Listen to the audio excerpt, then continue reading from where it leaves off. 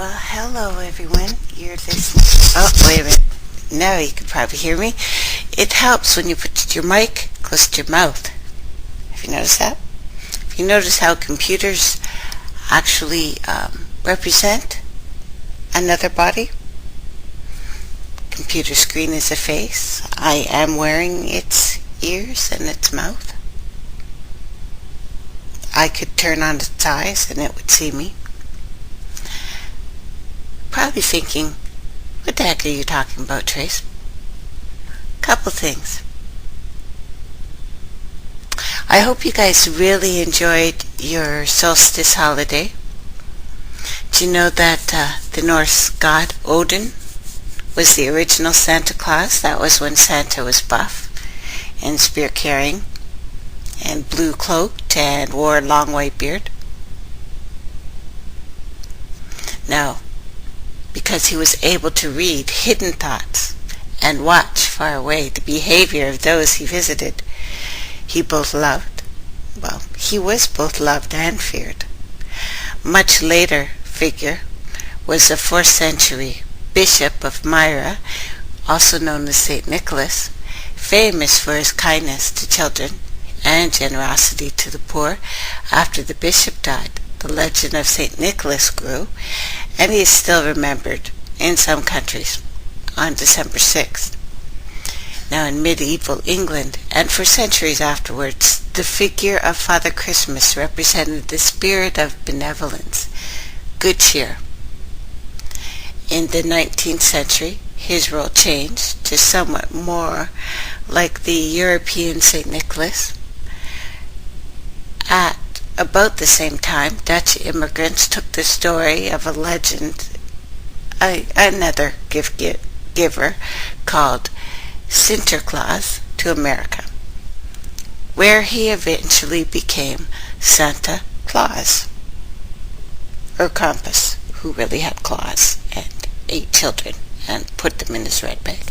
Anyway, the names may be different, but there are enough similarities between all the symbolic personages to allow, by the early 20th century, Father Christmas, Santa, Odin, Saint Nick, and others to emerge, and the resulting right jolly old elf is now universally recognized as the symbol of Christmas, without his wolves and his crows that he started with when he was Odin.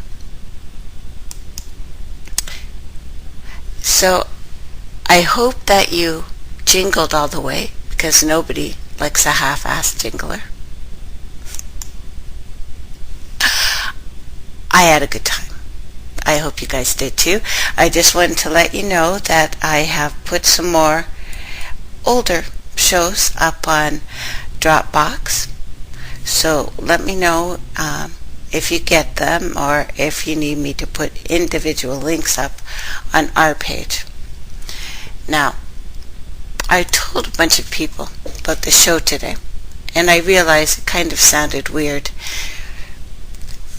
The theme that we are going to be going into, starting today and between now and 2015, we are going to find ways to rejuvenate ourselves, find out what's wrong, and fix it. Weapon worship is where we are now. It may seem weird, may seem strange, of course, when we talk about these things in this way, but it's everything that we've talked about up until now. Mary is Army, the Marines, and Mars, the Holy Red Sea. Osiris, Odin, Orion, Sirius, all of the monuments around the planet dedicated to these beings, if you want to call them that, dedicated to different planets and constellations, which is a problem when you're on the Earth grid. Trying to bring down energy from a faraway place is a large problem. It affects us. It affects the planet. What we know for certain, 1. whether we like it or not. And this will back up some of the things that I'm going to tell you that will sound a little, well, off the wall. Scientists have discovered imagining things, exercise, literally can make you stronger, tone your muscles, and delay or stop muscle atrophy. So when you're going to confession, or you're taking this sacrament, whatever that is, whether it's drinking the wine or eating the cracker, if you in your head realize that you are drinking the blood of Christ, or whoever, and eating his body, that's what your mind tells your body that it is doing. This isn't fantasy, and I realize it sounds like that. But there's a reason that pharmaceutical, medical, religion, military have all been set to kill you. We know for a fact that the CIA didn't just torture, it experimented on human beings. But of course it experimented on human beings. We have not forgotten all the things that have been done, like black people in America tested at 1,000 times the recommended dose of radiation. Of the first peoples here in North America being slaughtered wholesale, and this is ongoing, of course. Of pharmaceutical employees literally testing on human beings, even orphans of all colors, all over the world, drugs that they were either unsure or randomly trying to kill you with. The other thing we know, and we've talked about this, the water here is older than the sun. Our DNA is a little messed up. And the moon, well, first of all, Isaac Asimov suggested a long time ago that the moon is not a natural astral body.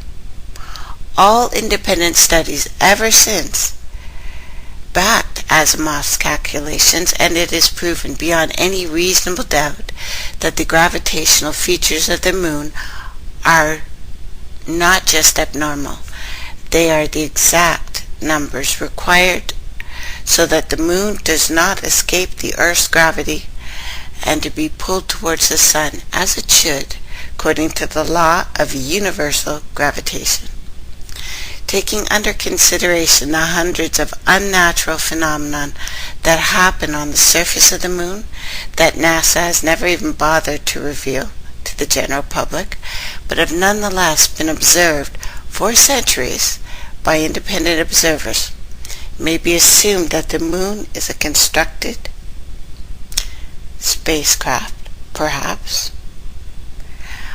or an entity that we are unsure of.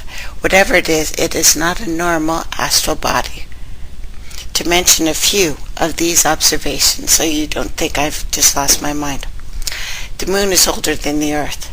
Carbon dating shows that the Earth at around 4.6 billion, that's the upper Earth, but we'll leave it at that, years old, and the moon is 5.3 billion by their calculations.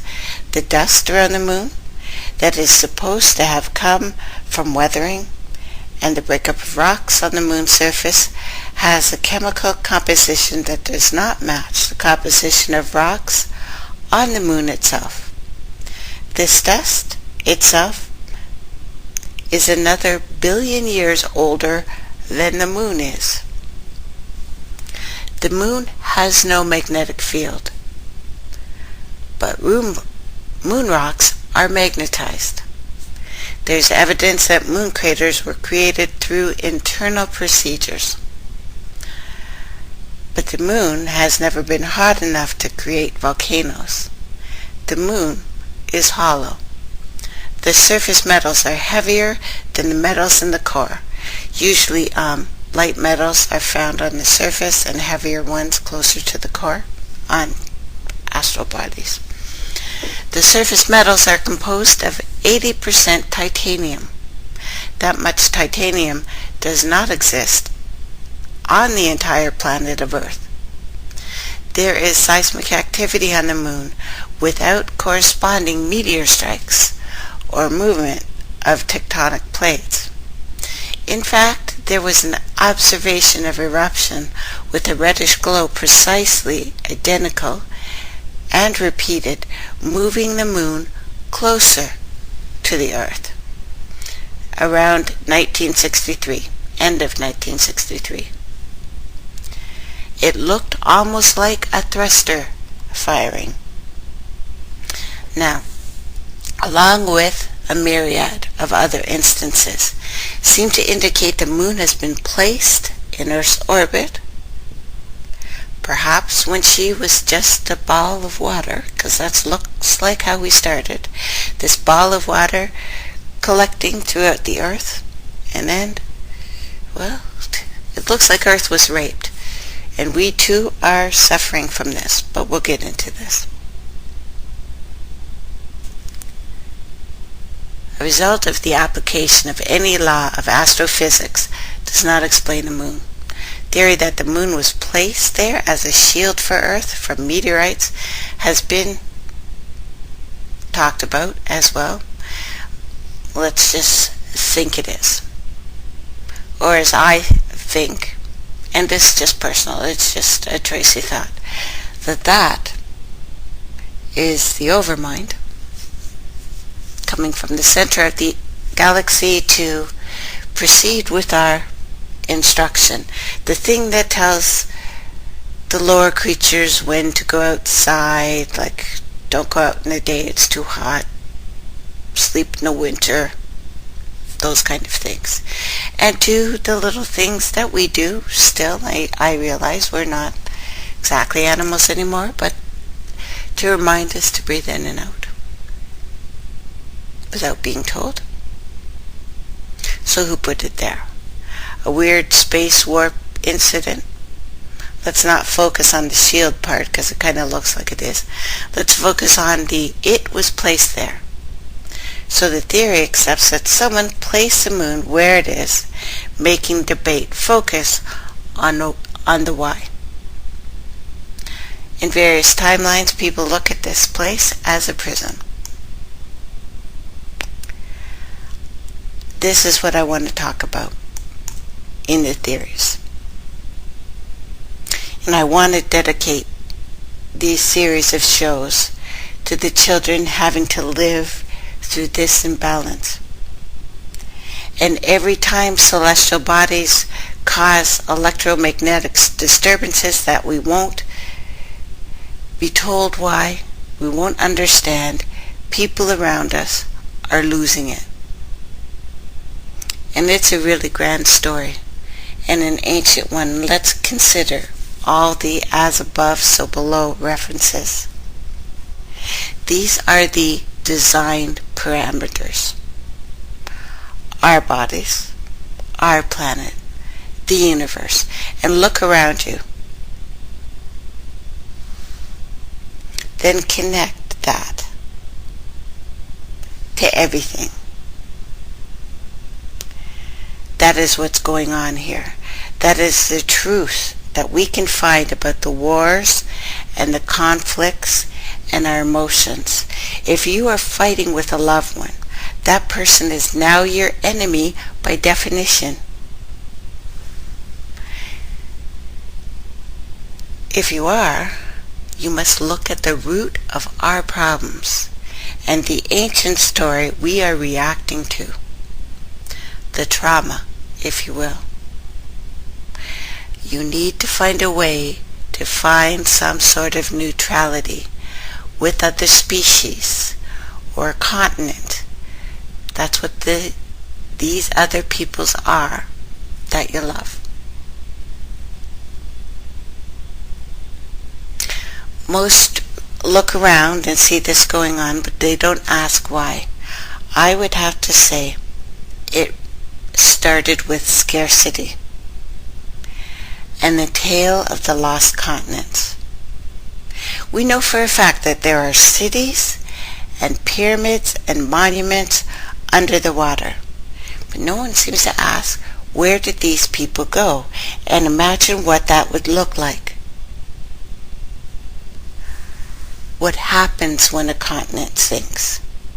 We know right now that there are different territories around the planet. Asia, the Asians, China, America, all these things. If your continent sank, where would you go? Would you be welcomed? Who owns the original lands that you go to? Would you ask for permission if your children were starving and you knew it was an emergency, or would you conquer? If you lost your home, what would you do? Would you wait, or would you take? The stories that we're told, many different civilizations sunk. Let's look at Atlantis, because that's what's happening right now. Atlantis sank from all the stories because they were using energy in the wrong way. And I actually found a story that proved where the Atlanteans went, specifically. A little obscure story that, even though it was backed up all over the world, most haven't heard of. But there are certain rules here that if you crack into our internal fusion, which is how our body works, by the way, explosion, implosions, and maybe do hyperdimensional travel or experiments, or use technology in a negative way, as we are doing now, then the earth removes you.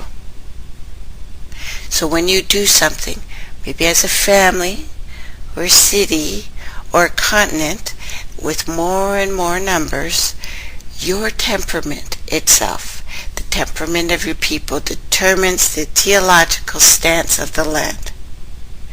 And it isn't surprising when you look at it that way, when bad things happen. It's not surprising that some of our fiery brothers and sisters live in the desert. This is what I mean here.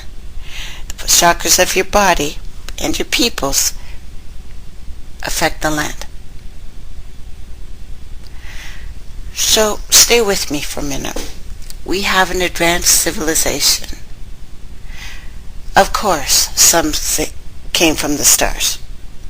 And of course, we all came from other planets. Just look up the monster in our genes and our orphan DNA. But what I want to talk about is where we came from here. Something so traumatic happened that we were made to forget. Things that we learned, unfortunately not good things. Think of child abuse, what it does. It doesn't allow us to get into our higher chakras, if you like, our head space, it doesn't matter really how many chakras you think it is, but if you are stuck at your throat, because it's very difficult for us to talk about it, it's why there's so much torture going on here on this planet. It's why it's gone on for so long. It stops us, and it's very, very difficult for us to move past that. When you look at our bodies, you must look at the earth and the history of the people, but we don't know that because we've been lied to and it's been changed, and we will walk through that without knowing who and what you are. where you are, why you are. You walk around in a dream, like a zombie, or just a shadow world, walking in a daze, because we don't know and we've been lied to. So now we have people walking around without a continent. People from the sea, and if you look at this earth and really dig down into the two separate factions, although there's many splinter groups, of course, we have the water and the land. And the water is fighting against the land. This is why we have maritime law. If your land sunk, think of it, a land being sunk, a continent being sunk, it is synonymous with a planet destroyed, constantly launching bombs at land dwellers. Now fast forward right now to something we learned to do. Child abuse and curses. That's always how it starts. When they want to take over land, because they've really learned how to do it. And we will talk about Tavistock Institute and why they had to break us finally, and they've done it in 100 years. This has always gone on, of course. But this planet has changed so dramatically in 100 years, and it's done like this. Child abuse and curses. These block you from using your higher powers. In a myriad of ways, through conflicts and thoughts that harm people. This is why I call it weapon worship. So, through hundreds and thousands of years of magic, Egyptian magic, Chaldean magic, Lemurian magic, Atlantean magic, Persian magic, Babylonian magic, voodoo, American magic, America was erected to look towards Osiris and named after a female goddess, and then they decided to rape her. Way more bad magic is used here than good. How is this done? So when you have a territory destroyed, no matter what side you're on, whether you're the destroyer or the destroyed, you have a god. And it looks like all civilizations at one point or another had some sort of higher power that they looked to. So during prayer, you call an entity to strengthen you against your energy, your enemy. And right now on Earth, we have alliances taking place. There are many different entities here. If you look to the ocean, there are way more beings there than on the ground. And realize a lot of the civilizations that were there are still there.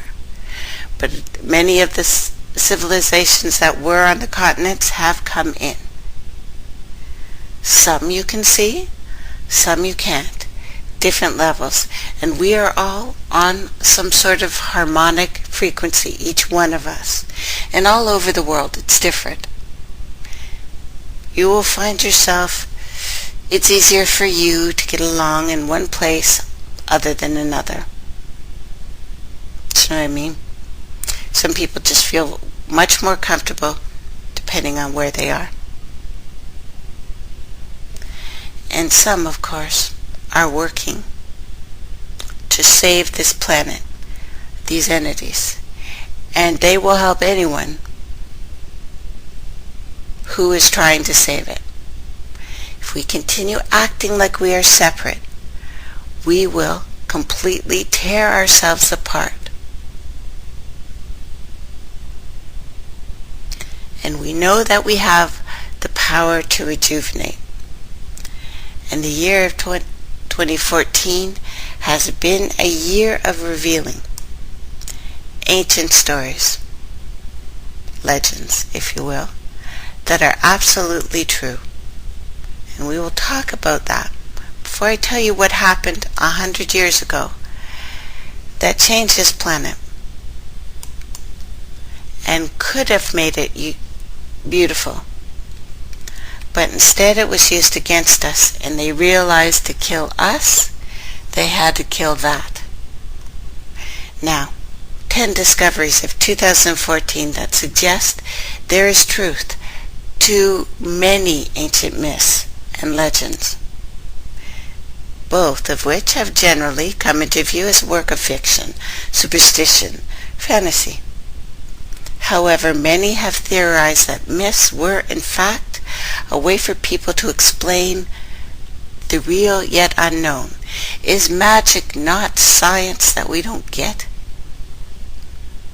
Perhaps, perplexingly, of course, events using knowledge and beliefs of their time.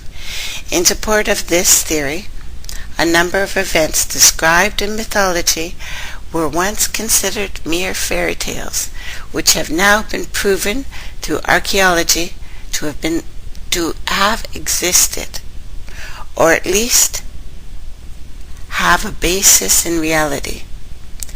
I'm going to give you 11 myths, actually. Columbus, sailing across the ocean blue with a map he got from Africa and China. Sound weird? If you dropped a beach ball at the tip of Africa, it would find itself sometime later on the east coast of Canada because of how things move. Then we run to China, who I've told you there are trade winds 6 months a year from China to Africa, then the other 6 months Africa to China. As far as we know, this has always been, or at least a long time. The Mi'kmaq people of East Coast Canada had a story, which of course no one believed because nobody wants to listen to native people, that a giant from the land of the East taught their people, and their language actually has some Chinese in it now, absolutely look like bunk, except in the Ming Dynasty there was a general who sailed the ocean for the emperor. His ships, and he had 12 of them, surprisingly enough, were so large, and we know this is not a myth, this part.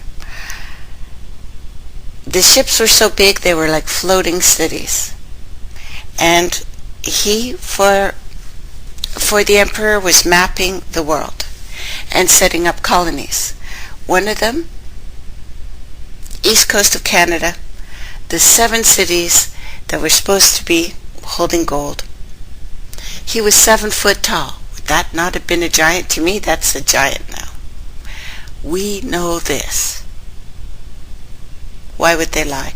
Now, to know exactly where he went, we don't know, because it's another one of the logs. Although we know he existed, we know he was at least 7 foot tall, we know he was a very big man, we know he was smart, we knew he worked for an emperor.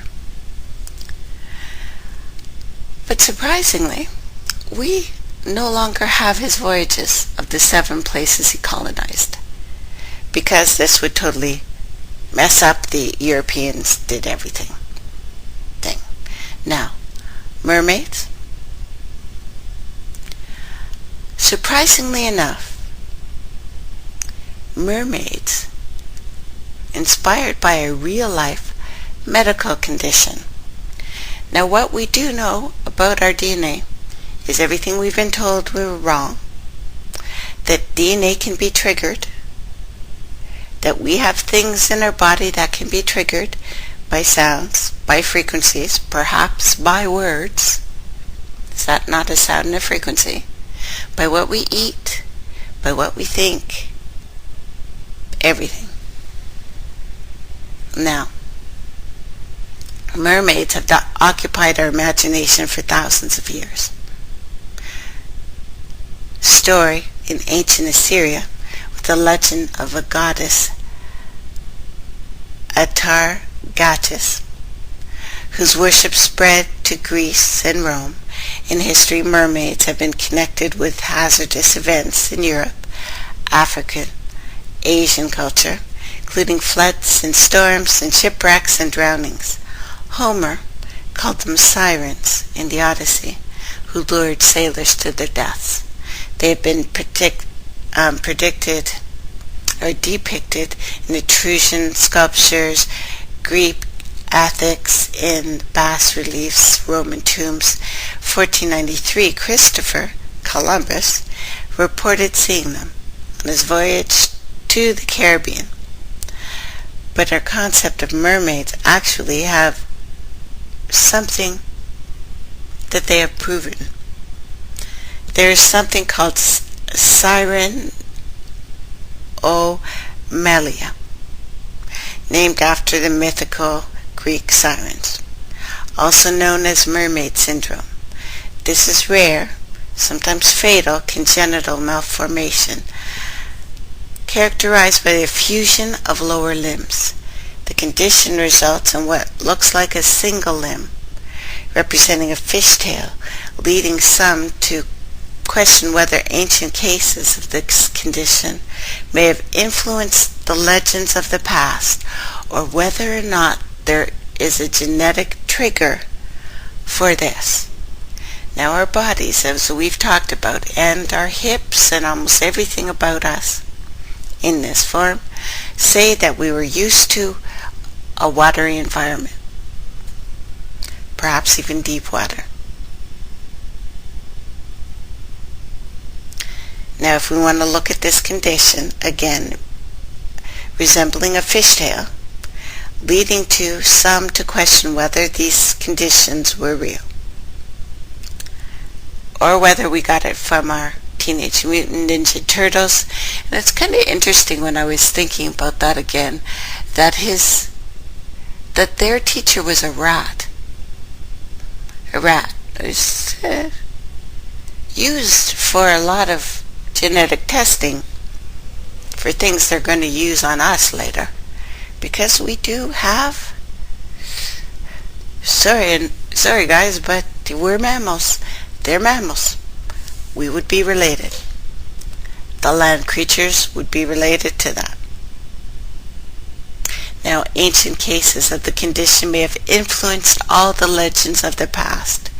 It is a condition, or it is a genetic remembering, because we have all kinds of those. And again, look up the monster in our genes.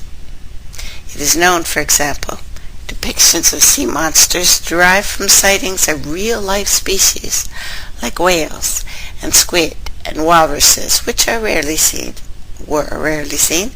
and certainly not understood. Whether or not congenital condition influences stories of women with fishtails will never be known. Nevertheless, the likeliness between the two has one positive effect. It helps children suffering from this feel proud about their resemblance to the beautiful, mythical beings described in our ancient past, which have persisted today. Aboriginals' knowledge of a star Betelgeuse that was recorded in Dreamtime stories. Very interesting. Now, the research published just this year by the Journal of Astronomical History and Heritage says that an ancient Aboriginal love story written in the sky reveals Aboriginals' knowledge of the variability in the star Betelgeuse, or Betelgeuse. I'm looking outside to make sure he doesn't show up. Ninth star in the ninth, brightest star in the night sky, second brightest in the constellation of Orion, which plays in a lot of our myths. Betelgeuse, known as Alpha Orionis, is a variable star whose magnitude varies 0.2 to 1.2. This means the star subtly brightens and fades over around 400 years. Now, the variation in the brightness was believed to have been observed with a telescope 1836 by Sir John Herschel when he published his observations in the Outline of Astronomy. However, recent studies suggest Australian Aboriginals knew of this variability long before this, recorded in their Dreamtime stories. One story, now referred to as the Orion story, involves stars moving up the constellation of Orion and Taurus. Interesting.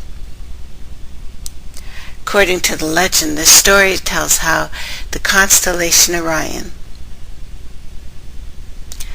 which is often portrayed as a hunter, some male, some not, chases the Pleiades star cluster, usually portrayed by a group of 7 sisters.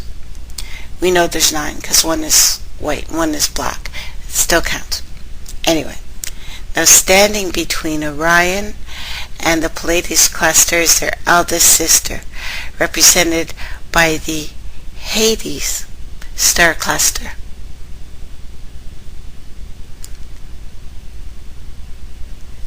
Now, the oldest sister taunts the hunter by standing before him in the club in the hunter's right hand, which is the star Betelgeuse, fills with a magic fire ready to throw at her.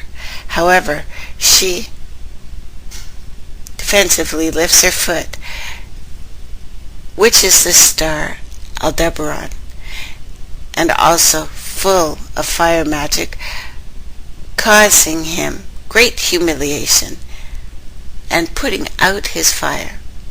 Kind of almost a water and fire duel up there again. A detailed analysis of the complete one, researchers from the University of New South Wales suggest that the reference to the fire magic of Betelgeuse is the observation of the star in its brighter stage, and the reference to putting out his fire, observation of the fading of Betelgeuse. Or they got it right, and those are 2 beings that eventually came here, since we talk about those planets a lot.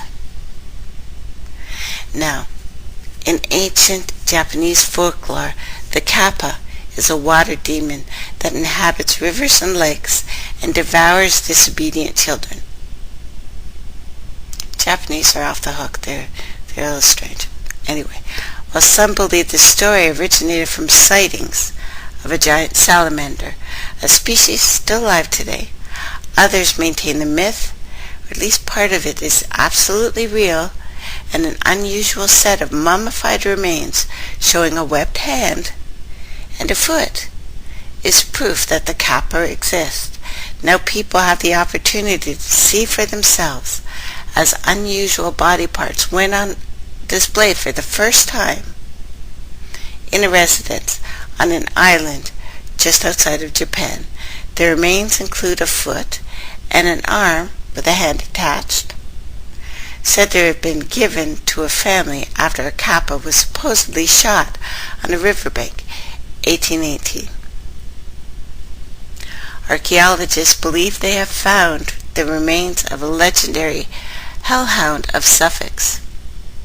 Archaeologists discovered a skeleton of a massive dog that, believe it or not, would have stood 7 feet tall on its hind legs. In the ruins of an abbey in Suffolk, England, the remains are near where the ancient legend spoke of a hellhound named Black Shuck, said to have flaming red eyes and a rugged black coat, who terrorized villagers. The name Shuck derives from an Old English word, Skuka. It means demon anyway. He is one of the many ghostly black dogs recorded in the British Isles. Allegedly appeared during a sudden storm. August 4th, 1577, at a Trinity church, is particularly famous account of this beast, in which the legend says that thunder caused the doors of the church to burst open, and a snarling dog crashed in and ran through the congregation, killing a man and a boy before it fled towards the steeple, and the steeple collapsed. Most of these legends about dogs have some roots in reality. The remains of massive dogs, which is estimated, this one, 200 pounds, were just found a few miles from the two churches where this black shuck killed the worshippers in the story. It appears to have been buried in a shallow grave at precisely the same time as Shuck is said to have been on loose, primarily around Suffolk and East Anglia region. Now, an 1,800-year-old body found in Norwegian well supports the accuracy of the Cirrus saga. 7 decades ago, an ancient skeleton was found in Swersborg. I'll spell it. Werresborg. Medieval fortification located in Norway. Bergen, Norway. Now, in World War II, put an end to the excavations and the body was reburied and largely forgotten. Now, 70 years later, it was rediscovered. The remains dated them around the 12th century, a period when this saga was written. Tells of a tale of a dead man thrown into a well. Could it have been recovered? The remains belong to that very man. Now the saga provides a detailed account of a Norwegian king, along with a large cast of characters, elaborate scenes, and dialogue. He led a group called the Birchlegs, a party of rebels that were so poor that their shoes were birch bark. Actually, on a side note, birch bark, if you soak it in water, can be used and work like leather. So it may not have been that, they may not have been that poor, and they were using it because birch protects your feet from a lot of different things. Anyway, led them in a fight for the throne of Norway against church-supported Begiers. Now the saga tells of a battle in 1197 where the Begliers won. The saga says after the battle, the Beglier took all the goods that were in the castle and burned down every house that was there, threw a dead man in the well. They carried the stone and filled it. Of course, a dead body in a well would have poisoned the waters. Now, the Norwegian Institute for Cultural Heritage wrote, "We are more than reasonably sure that the skeleton in the well can be attributed to the dramatic tales of the saga. When the sphere, I think that's probably closest, castle was destroyed." Now, the Icelandic government commission announces that a legendary sea monster still exists. So when I tell you there is stuff down there, believe me, there is stuff down there still. And nothing is ever completely destroyed. Know that. Somebody always lives. Go somewhere else. Or goes deeper in the water. Now, a government investigation, and I'm not even going to try to pronounce it. It's an Icelandic word, and they're off the hook with their words. Now, has ruled that a legendary sea serpent, rumored to inhabit a lake, actually exists. Commission ruled that in 2012, a video that claimed to be of this famous lake monster is 100% authentic. They call it the worm, basically. I'm not even going to try to say it. But go ahead and look on the site, turtleislandnews.info, and you can see that it actually exists. Now, the interesting thing about this, and this happens all over the world, when you have quartz crystal, especially standing columns of it, in between those quartz crystals, and this is in theory, this isn't hocus pocus, actually set up a resonance that kind of changes time and space. The picture they saw, I'm not saying for sure, but I'm saying this can happen, may have actually recorded a time before this, an ancient time. 2 quartz crystals, standing wave, opens a gate, and we have lots of them. Now, the earliest recorded sightings of this monster date back in the Icelandic annals of 1345, have continued till this day. However, sightings increased exponentially after a video was shot 2012 and it went viral. Now, our intent, as I have said, when you look for something, you can make things happen. It's why curses are so disastrous, so scary, because they work and they affect you, your physical body. It's one of the reasons why people are so sick, and the ancestral trauma done to us, which they pay to find out how to hurt us. And they have done such a magnificent job in the last 100 years that the majority of this planet is sick. And the doctors and the soldiers and the religions have all been used against us. If the video is authentic and actually depicts a living creature, may not be as monstrous as the legends say. Many species of fish have been found to resemble sea monsters described in legends, like the frilled shark, the giant oarfish, which is really hecka ugly. Might just be similar species that inhabit this planet all over the world, and because of the changes happening in our body, happening around the world, we are seeing the return of things that were hidden. Now, a creature that inspired the tales of the legendary Kraken has also been found. Captain John Bennett and his crew were stunned when they dragged into their fishing boat a creature with tentacles like fire hoses and really big, and humongous eyes like dinner plates, while fishing in Antarctica's remote raw sea. It was humongous.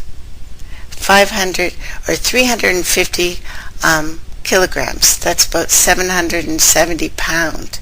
It's a squid, but it's really big and looked kind of creepy. Now, this could have been one of the creatures that inspired the legends. And as we go further back in time, as we've talked about giants before, things are bigger. Now, this colossal squid measured the length of a minibus, was caught just 8 months ago, kept frozen until September, when scientists finally thawed it out in a bid to unlock the mysteries of this rarely seen monster of the deep. Now, a squid scientist from Auckland University said that it's possible that all ancient sightings of a colossal squid gave rise to the tales of the Kraken, a giant sea creature in Scandinavian myth, which is first mentioned in the 13th century Icelandic saga. Now, it's explained that sperm whales often eat colossal squid and are known to play with their food, so sailors would have mistaken that for epic battles, or that thing was really frickin' big and it was an epic battle. I'm going for the really friggin' big epic battle scenario. Now, ancient gold mines methods created the real golden fleece and inspired the legend of Jason and the Argonauts. Now, the mythical golden fleece is best known for featuring in the ancient tale of Greek hero Jason and his band of sailors, the Argonauts. Geologists have theorized from investigations that the golden fleece may have been more than a simple mythical plot, but instead a reality for the people of the Black Sea region. Evidence suggests that the quest for the Golden Fleece may have actually been based on the historical voyage of the ancient Colossus Kingdom. A field investigation study of the mythical Golden Sands, published in Quarterly International, theorizes that the story took inspiration from an actual voyage around 3,500 years ago. Now in the myth, Jason, usurped king of Iolcos, commissions a ship to be built by Argos, the Argo, surprisingly enough, gathers a group of heroes, the Argonauts. They embark on a quest to find the fleece, a skin of a winged ram, holy ram of Zeus, so Jason might return his father to the throne of Thessaly, Greece. Many interpretations, symbolism, and such meaning of the golden fleece, including representing royal power, flayed skin of a titan, a book on alchemy, forgiveness of God, fabric woven from a sea silk, a wealth, abundance. It's stated that the mountain streams of this region contain small particles of gold which tumble through the water after eroding from rock formations. Locals traditionally immerse sheepskins in the streams to trap the metal, creating fleece rich with gold. This technology endured for thousands of years, suggesting to geologists, historians, that the region in the same ancient kingdom area is what they're talking about in the gold fleece myth. Researchers wonder if the story of Jason and the Argonauts were based on something real, an ancient mission to learn the secrets of the technology of gold extraction, or to retrieve these special sheepskins glittering with flakes of gold. Now, a study reveals Vikings, who, definitely rocked, and we're going to be talking about them a lot as we talk about Atlantis, navigate after the dark using a sun compass and a mythical sunstone. I'm going to take a little break, and we are going to continue with this. You're listening to our Saturday edition of Trace Elements. Hey everybody, I thought this was an appropriate song because I think we're suffering from these tragedies. Now, the second to last one, the Vikings, remarkable seafarers that we all know. They headed into unexplored waters. I think, you'll hear why as we go on. Now this year, a team of researchers from Hungary and Sweden have a clue to how the Norse warriors managed to fearlessly navigate their way through unknown oceans to invade unsuspecting communities in the North Sea and Atlantic Sea coasts of Europe. It is believed they combined the power of a sun compass with that of a sunstone to navigate their ships in the dark. A well-known ancient Norse myth describes a magical gem which could reveal the position of the sun when hidden beneath the clouds or even after sunset. Now, the subject of intrigue for many years until researchers found a unique crystal in the wreck of an Elizabethan ship sunk off the coast of the Channel Islands. In March 2013, a team of scientists announced that the crystal made of calcite substance, could have indeed enacted as a remarkable and incredibly precise navigational tool. Later studies, researchers examined a fragment of an 11th century dial found in Greenland and attempted to extrapolate its features into something that would allow the Viking navigators to detect the position of the sun from the twilight zone on the horizon passing through the two calcite sunstones. Now, the results found that when used in combination, the dial and the sunstones could find the position of the sun even after it passed below the twilight horizon. Now, this may be the biggest one: rediscovery of Noah, 6,500-year-old skeleton who survived the Great Flood. Scientists at Penn Museum, Philadelphia, rediscovered a rare and important find sitting, guess where? Storage room. A complete human skeleton who lived around 6,500 years ago in the Sumerian city-state of Ur, aptly named Noah, was originally found in a layer of deep silt, indicating he lived after an epic flood. The first known recorded story of the flood comes from Sumer. No, it doesn't, but we'll let that slide.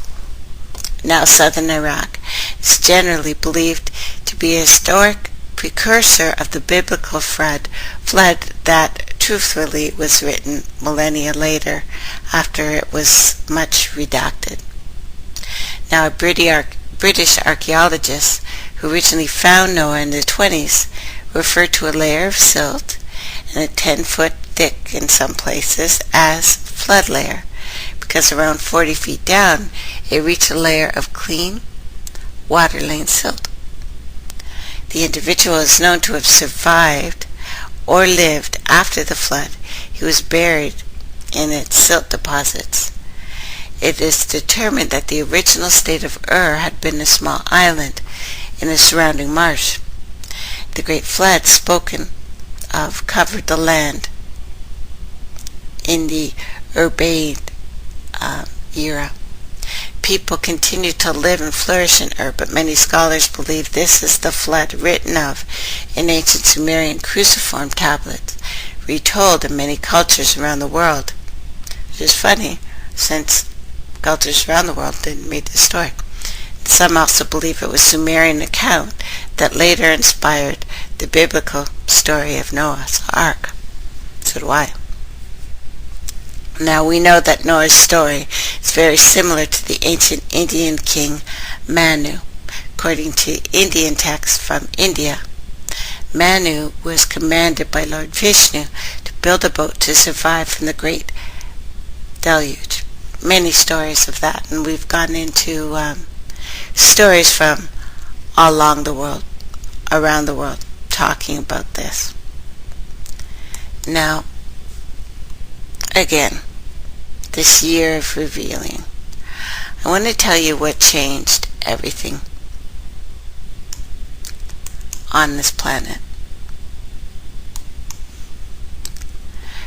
To me, anyway, that made a big difference in what's going on here. Now, a tale of 1914, Christmas Day, truce, inspiring, hard to believe today. The Christmas truce, when British and German soldiers were said to have suddenly stopped fighting on the Western Front for a few hours, Christmas Day, 1914, is written in history, 100 years ago. What started as a singing of Stille Nacht on the German side, followed by a response of Silent Night, was said to include an impromptu soccer game on the no man's land between the opposing trenches. They all grew up with the story of soldiers on both sides putting down their arms Christmas Day when gunfire gave way to gifts. Football has the power to bring people together, break barriers, hope and humanity perhaps, ultimately futility, since they were beaten, to start fighting again. This is what they've wanted to kill in us. This is what they've done. So discussing what exactly is going on in our bodies, in our world, in the cosmos, we can find a solution. And I want to remove the fear-mongering and the mind control, which is not an accident, it is a Germanic phrase. We no longer have time to ponder what we're willing to accept. We need to look at what is common between us and find the neutral ground between our kingdoms and the others. If we continue to act like we are separate, we will completely tear ourselves apart, which is what's happening here. We have been made to forget, which harms us on a spiritual and physical level greatly, and have only been given half-truths and some full lies. We need to escape the hive mind. We must escape the Red Queen. Religion, medicine, all things created to destroy us, has been going on for 100 years, purposely, because of our ability to remove ourselves from that game. We don't want to fight. But because of the Tavistock Institute and many other things, this programming has gone on for a very long time, of course, but we will go back in history and come to the now. Because a word doesn't become world until you add an L. In the beginning, the Elohim said, "Let us make man." This is the making of the eternal God. As states in the Bible, Psalms 82:6, "I tell you, ye are gods, and all of you are children of the Most High." How many more times does one need to be told that they have within themselves what is necessary to rise above all of these ideas of scarcity and a lack of power which breeds control and domestication. However, what you are rising from is the question, where you are going and what is there and who will you be. These questions need to be answered. Since the proclaimed beginning of this current segment, which man and woman have found their spirits encased in physical bodies, most have been in constant service to some god, one or another. This can no longer be overlooked and imagined not to be so. There has been a constant track record to prove that just about all instruction, guidance, cultures, molds of life, petri dishes, and even languages themselves have been passed down from graduated life forms. These advanced life forms contain also in their core the same thing we have within ours, the spirit, which finds itself originally generated from the Creator. The spirit is called the unbegotten because no one can decipher its origin or composition. And arcs, well, we even crashed into a lot. In the Bible, it is a constant. There is a constant reference to arcs. states Noah was told to gather all the creatures in the ark in pairs. As a child, that story may suffice, but as an adult, one cannot be silly enough to believe all the animals in the world were squeezed in a boat, or a wooden boat, in pairs. But one should not discredit the story altogether. It appears there were several arks and archives that hold knowledge of great proportions, vast intellect along the applications. There's actually a command given by a gathering of DNA. So Genesis is what it is, the generations, or the genus of Isis, who are veiled. The veil of Isis means the barrier that keeps one hidden from the real world, keeps one in the garden, secluded and away from everything else. In a secret they operate. In secret they operate the secret garden. Isis, as Venus, is a consort of many gods, and thus she has spawned many generations with the gods, proclaiming many beings that are in fact part serpent, because Venus is a serpent queen, a dragon queen, the red queen. She is a Nana, keeper of the MES, a great deal of names, mains, amens. I will continue to pull these veils off, as the word veil is an anagram for evil. It can now be proven that this current flesh, or Adam, is an organic vehicle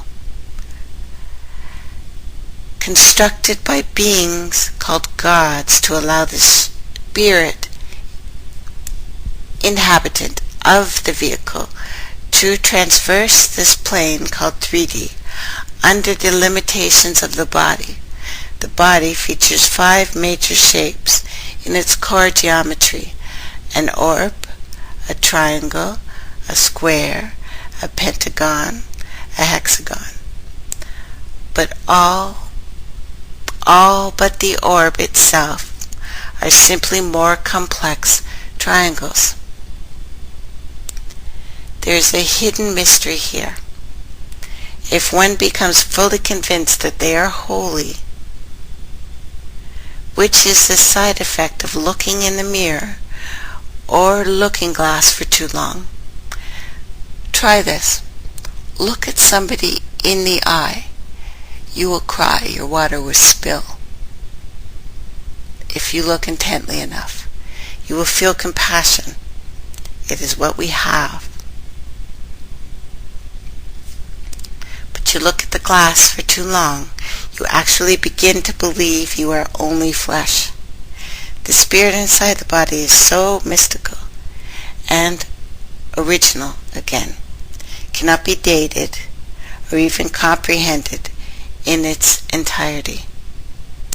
When one realizes the play and escapes of false pretenses and dominations of the body and the mind, they become activated spiritual beings, globules of etheric sensors, of great pleasure and perception, capable of perpetual orgasm.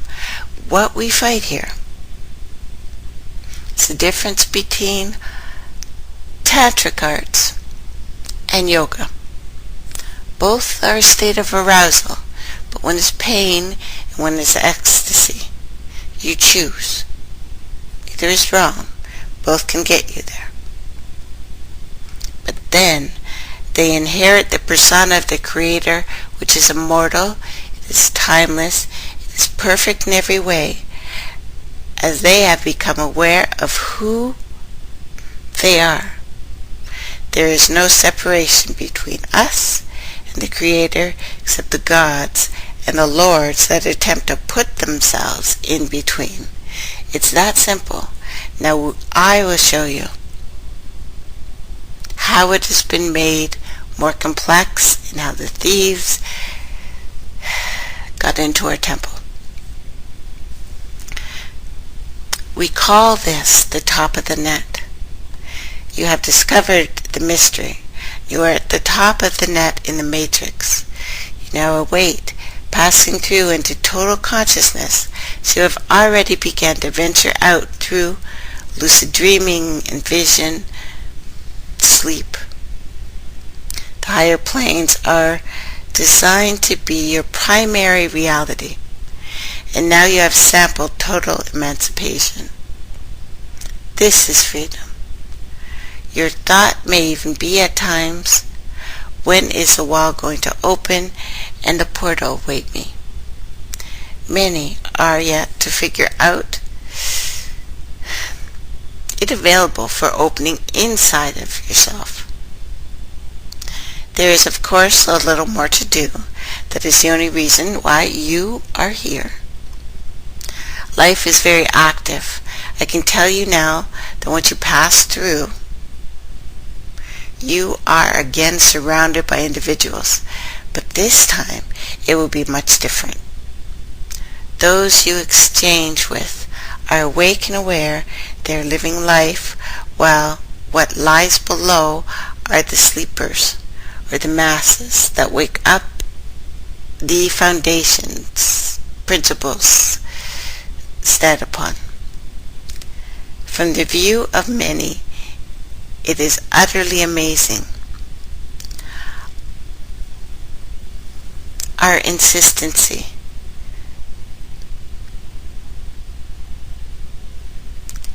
to wake up the sleepers that do not know, even to care anymore. Life comes in levels. Each level separated by a buffer that allows one not to cross into others' worlds. Words.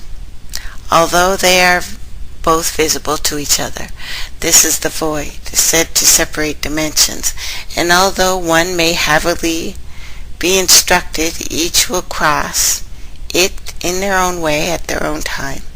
You see principles and rulers, sometimes on TV, principalities, if you will, such as the Queen of England and the Pope. However, this does not mean that you can go and talk to them, or should I say it. They exist on another level, minus the argument that if a level is lower or higher. It is obviously the maddened dreamer who is fed up with the opposition would say he or she is lower. The realist, however, would immediately recognize them as currently higher and would go into the action on finding a way to raise above them. They are mere emperors or lords of imps, so surely there is much higher. This takes a sober estimate of self, not being pulled up with pride. Look at the dedication of one who wins world medals. When you understand that, when you do that with your mind, what will it then equal? To see the currently hidden one must be real and least sleepwalking. At least sleepwalking, but not asleep. One thing that has become clear to me and has been documented in all religious circles and cycles is the involvement of the Nephiru, the Neters, the Elohim, Nephilim, etc. These beings have been reported time and time again as assuming human form. These forms are sometimes a little greater in stature than a current edition of human. To me, that just means there is less of them. Or bigger when there's fewer. They are the Time Lords that comprehend navigation of the 4D and have even set up certain locales, watch points, within it. These beings are accompanied with special powers, or simply chakras are turned on.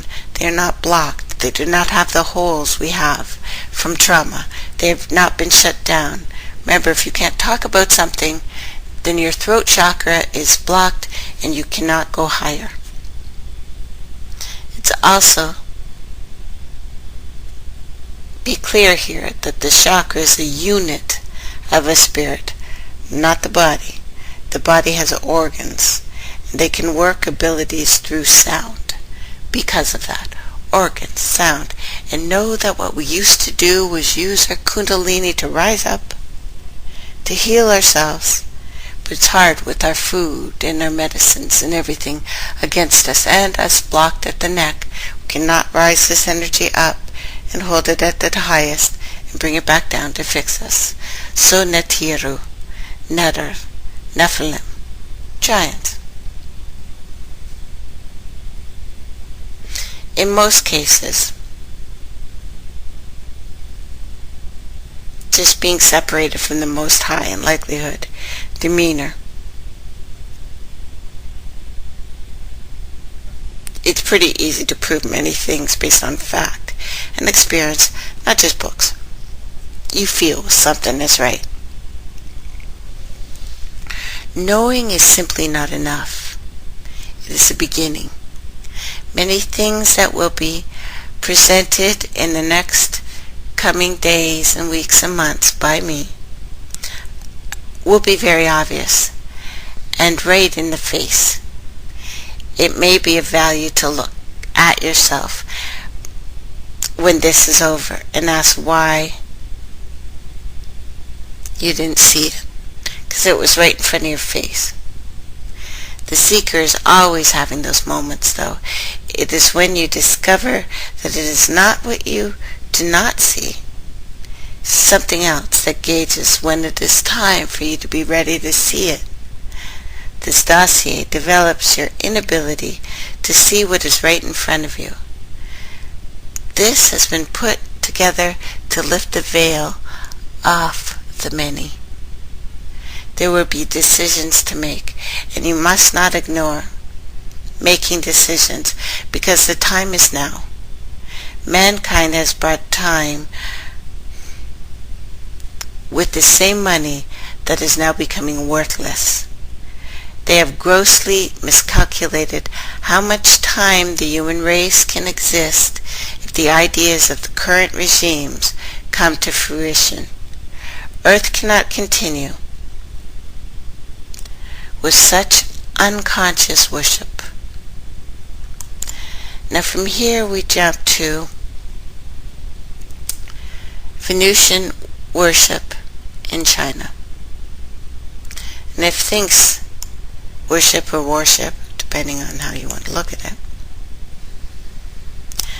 things continue.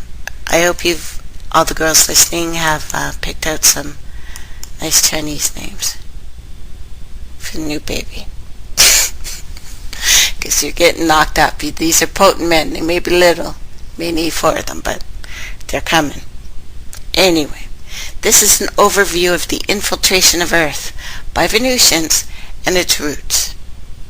The roots of that origin. Okay. You're familiar with my reasonings and my purpose, especially in regards to the root of planetary and possibly galactic control and domination here. And after years of immersion, dedicated study experiences, and I have not been idle, it's time to show you various other forms of true exposure. The matter, I've located one of the culprits, Venus and Lucifer. I don't want to go into great detail about this asteroid masquerading as a planet, which is clearly occupied by some type of being of a vampiric nature, which goes under various titles such as Inanna, Star, Azeroth, Isis, Lucifer, Vesper, I, etc. There's a much greater dissertation on this topic, but at this moment we need to focus on Venus worship in China, who's going to be your new boyfriend really soon. Anyway, as China becomes this world superpower, it is of greatest value to understand exactly how the dimension may be put under total control if someone does not bring truth to the surface in regards to Venus, to not only various factions around the world, but also to the Chinese, who have been under this yoke of communism and lack of reasoning to even determine why they make certain decisions on their own. It should be clear that within the next couple of years, 30 tops, China will need 2 Earths to support its demand for raw resources alone. And this is a fact. This is not fiction.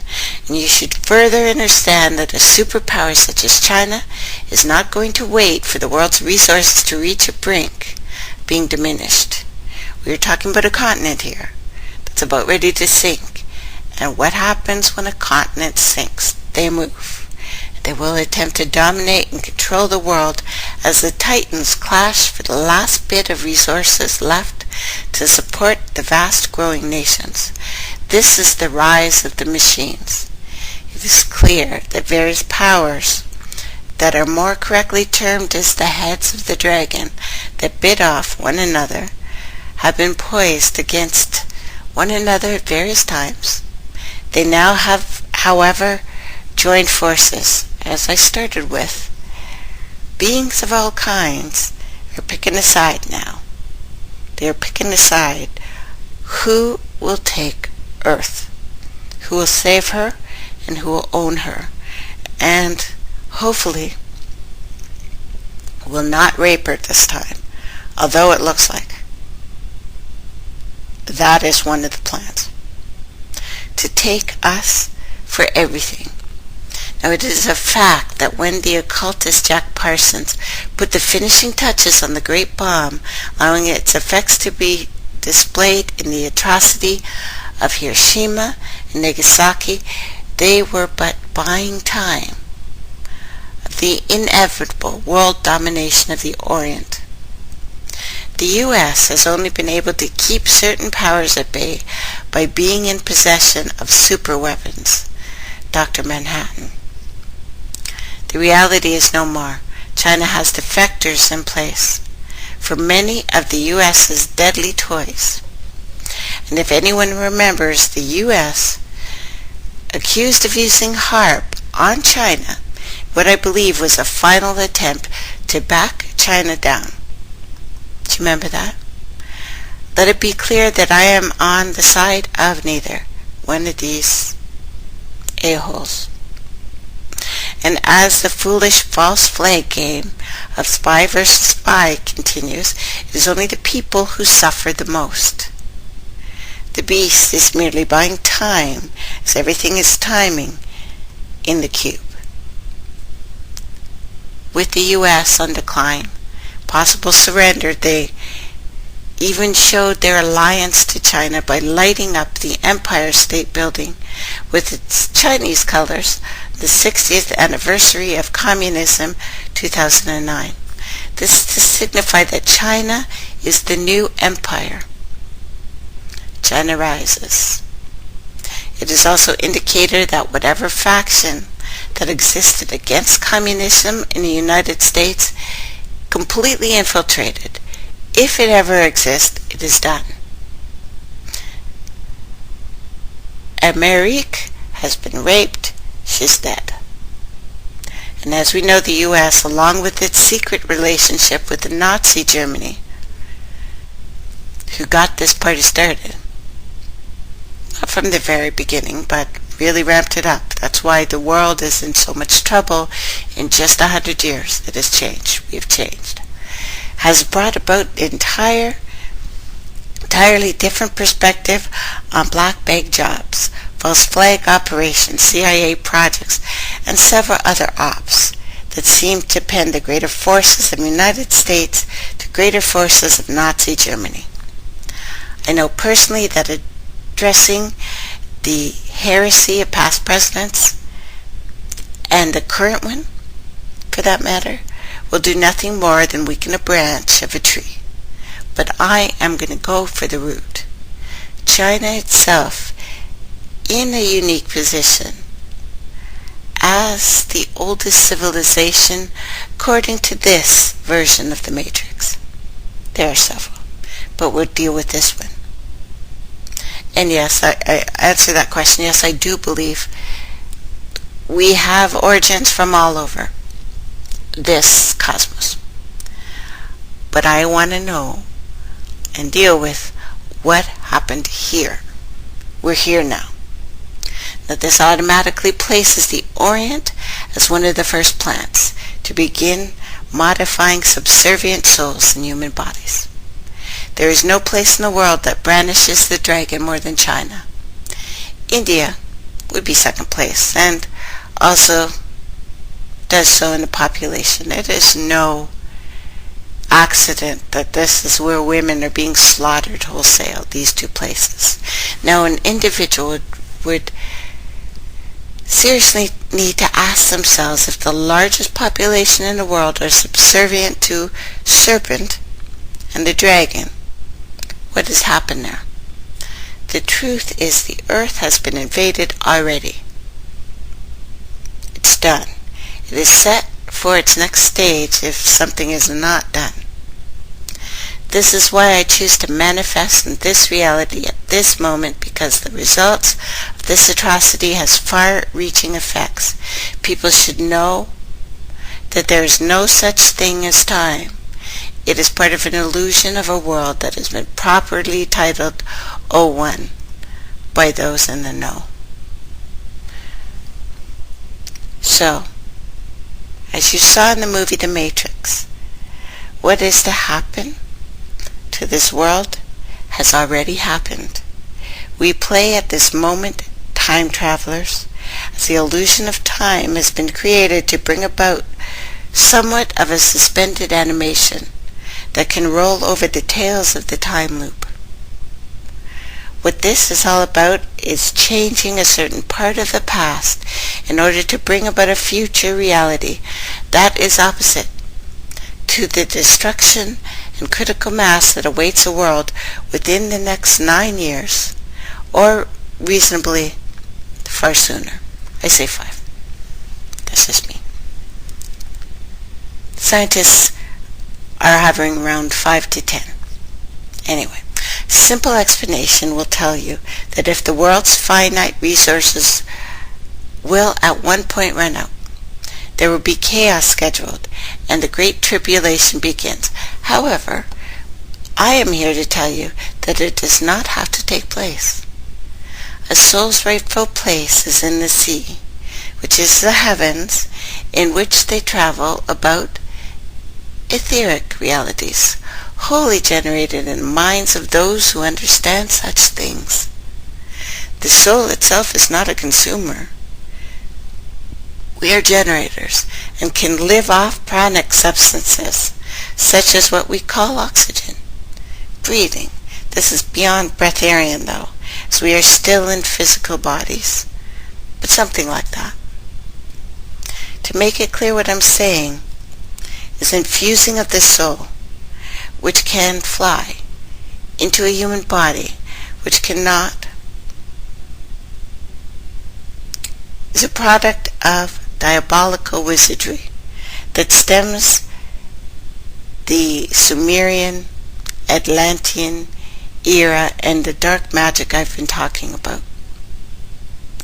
Consider everything. In the event this was a plan to allow us, as an etheric type species, to commune another way, it has brought about another phase that is probably unexpected, if the scenario I just talked about is the case. If we chose to be in bodies and live on earth to enjoy each other, coming out of the immortal pool of experiencing the all within, inside the temple, then there has been an intrusion. in this current reality, if humans are depicted as fish, there are netters here. Netters. The J and the C. See, not a fisher of men. Fishers of men with luciferic agendas to soul trap here due to their disconnection from the source. They are not like us. And this entire agenda is that of a false light, spiritual force seeking to place itself between man and woman and the Most High, which is inside. There have been many guilty of this, and do not kill me. Most popular, Jesus. It is a fact that Jesus is of Venusian persuasion. That only becomes clearly apparent when one goes into the examination of higher initiations of religions such as Gnosticism, Mormonism, Catholicism, Theosophy, various solar brotherhoods and cults, and voodoo. It's voodoo. If you eat the host, you are eating the body, and that's what your body thinks. Now, the standard Christian, who most are still yet to complete the Bible, while still ignoring the obviously contradictions there, are not informed and are used for numbers, soul force, money, anything else these vampires can drink from the people. And again, this is not the place to discuss such things in detail, as they are lengthy and need thorough research presented to convince the skeptics. But if you have listened to me for a while and are still hanging in there, and I love you for it, you don't need that kind of convincing. Anyway, for those already in the know, I'll continue. For those yet to be in the know, I will continue with the full volume of this as we go on in the coming months. It is a fact, admitted by the Chinese, that the symbol of the dragon itself in China is that of Venus, going under various titles: T, D, I, Tapi, etc. China uses a flag of 5 pentagrams against a red background. Part of the information being brought forth here, thus it disappeared totally from the internet, is a transcript of an interview done between a gentleman by the name of Eric Miller and a most persistent fellow by the name of Raspin, who is clearly a seeker that is hot on the trail of the Red Dragon. Since China is the oldest civilization, it would truly mean the beliefs such as those of the Maya, the Aztec, and various serpent-worshipping indigenous tribes originally stem from China. As I said, they've made it to Canada. They've made it all over the world. The records of the 7 are just disappeared, probably from the Vatican. Anyway, from one source which has forever rested itself to be served in China. It's there. The term I in Mesoamerica was given to the god, the dragon, hence the I Ching. Hexagrams. I Ching, 64 hexagrams, 8 times 8. Magic square, the same as a chessboard, commonly called the cube, which we have discussed. Now at this point it is clear that the cube is a dangerous vehicle of illusion and may have been trapped. Many have been trapped in the cube. I will be sure to include a transcript for anyone who wants, and only wish to highlight a few things at this moment, as I have a greater volume of knowledge to produce on the subject when time allows. Now, the first, as mentioned, of the Yell star, Venus, which basically implicates that there's a certain point that is recorded by the mapping of Venus pentagram, which we have seen in the sky, that indicates the moment of great wars due to a transformative light. I call this the year of light. For those who are unaware, you should know that Venus traces a pentagram in the sky. And I have pictures of this. Just type in Venus pentagram sky in the little search engine on the left side, turtleislandnews.info. Anyway, making its progression in units of the 13. The 13 families that are 13 families controlled by the 8. It goes down to the 3 and the 1.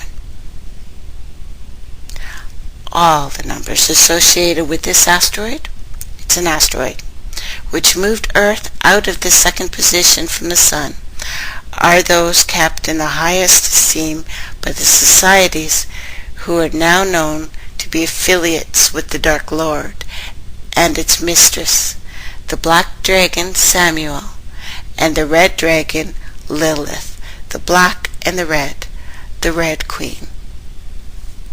That's where I got that name. Now again, one should keep in mind the abuse that has been brought about, especially to children. This is a war based in the mind, and all sorts of symbols of the rabbit, the playboy, Semiramis, pedophilia, all sorts of atrocities are associated with one thing and led back to one source. I have great evidence to prove that not only do the processions mark the entry of these Antichrist characters, which are the same, such as the Lord Maitreya, but also the entry of more confined matrices, such as the total idea of the New World Order, which is old, but it's here. Again, or still, depending on your aspect of time. Now, in esoteric etymology, which I call the cipher, Com is the main culprit. You have communism, which is a poster child for the hive mind.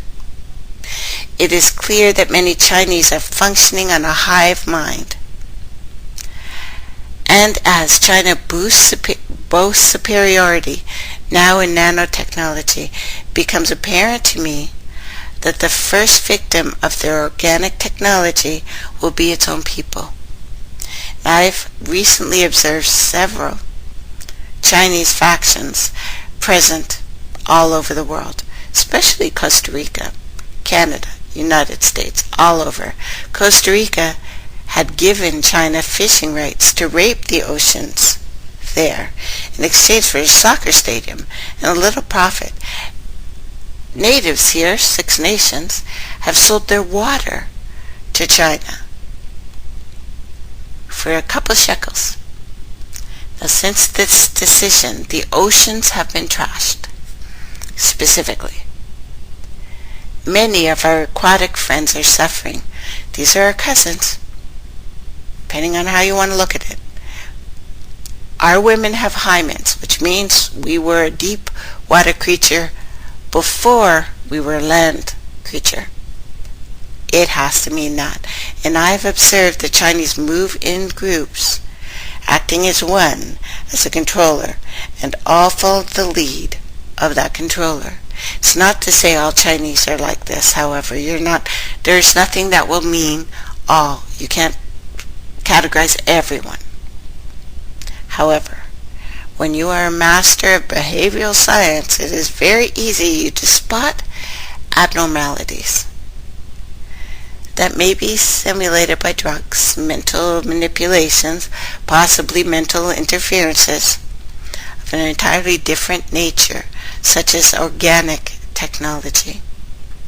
COM, C-O-M, brought about the computer as a means for the beginning stage of the hive mind program that exists in popular sites like Facebook. This is the .com. Let's keep in mind the very computer you are using now has parts from China. Most likely 99.9% of you listening.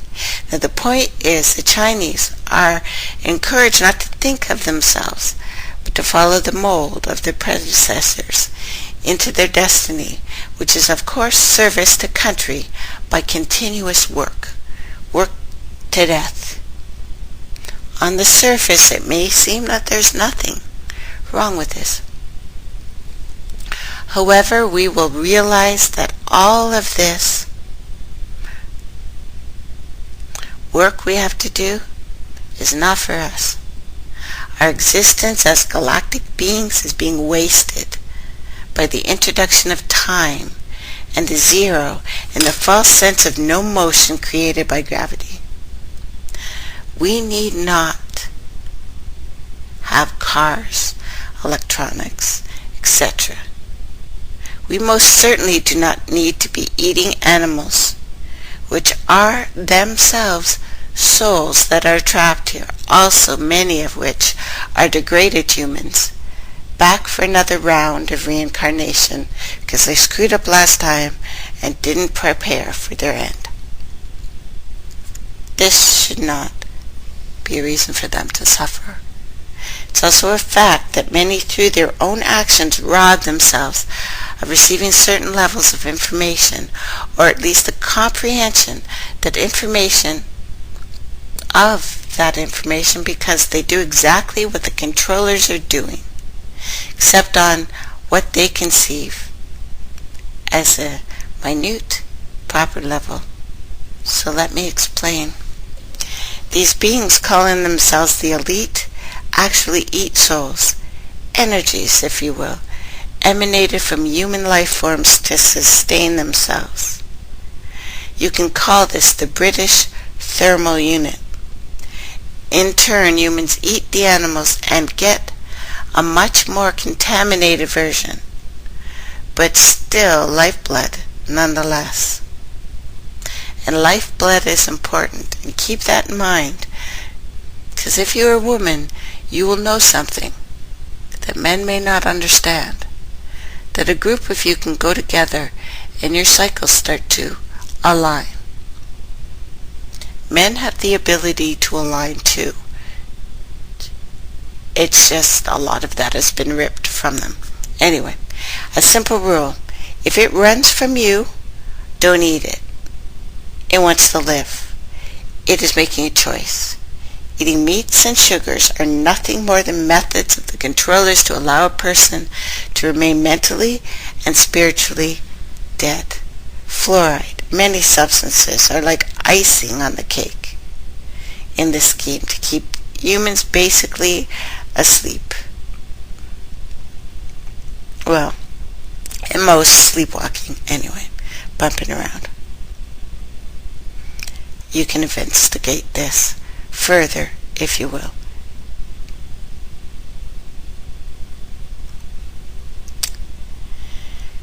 So, a prominent faction that is bringing this atrocity to the world in the form of a scheduled alien visitation is going on. And I advise you to watch Discovery Channel's Atlas series on China, which can be found in various torrents for free. This will make the picture very clear of just how about all Chinese males are being prepared for war right now. And lastly this. April 23, 2001, the most important day for Venus as it lined up, meaning that the first level of portals had become available. There seemed to be a desperate reconnaissance attempt by Orion and Aries, the serpent lion, which houses many on this world, bases in the United States embedded into one of them, those nameless military organizations that the U.S. has. There's intel, recon, flown in from China on that day. If anyone remembers that moment, they will remember that the plane was shut down, All the equipment and intel was destroyed.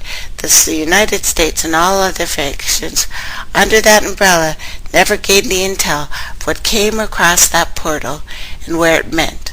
Now we will continue with this. This is why I went to Winnipeg. This is why I'm going again. To stop this. And the return of the dragon. I hope you found that interesting, and I again will put this up right after the show so you can listen. Thank you, everybody, and it's been great having you here.